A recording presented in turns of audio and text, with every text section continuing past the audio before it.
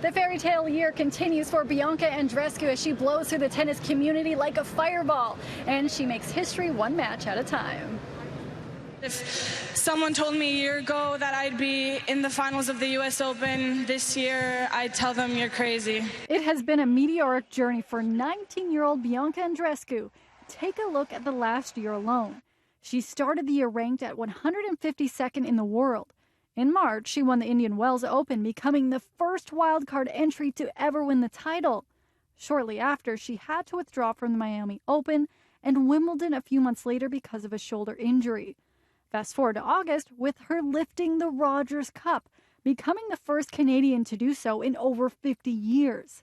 And now she's reached the final of the U.S. Open. And standing between her and becoming the first Canadian to win the U.S. Open, the legend herself, Serena Williams. This is the perfect matchup, and it's actually the Rogers Cup final that didn't happen because unfortunately Serena was injured and had to pull out. So that actually raises the bar as well. With the historic win, the Bianca mania has hit an all-time high across the country. What do you think it is about her that's so special that so many Canadians that don't even love tennis have grown to love her for?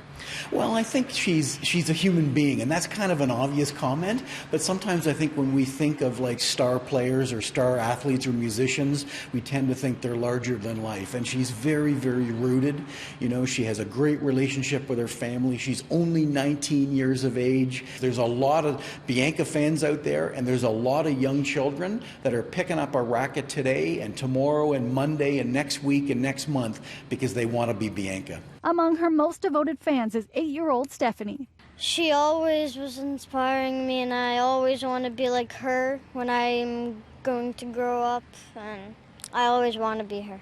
This year, Stephanie finally had the chance to meet her idol. So we were walking by Bianca. She was going somewhere, and then I saw Bianca, and then when we were separating and leaving, I told her that I was her role model, and then she gave me her signature. While Bianca had her hometown crowd cheering her on in Toronto when she last faced Serena, she may face a much less enthusiastic set of spectators on Saturday.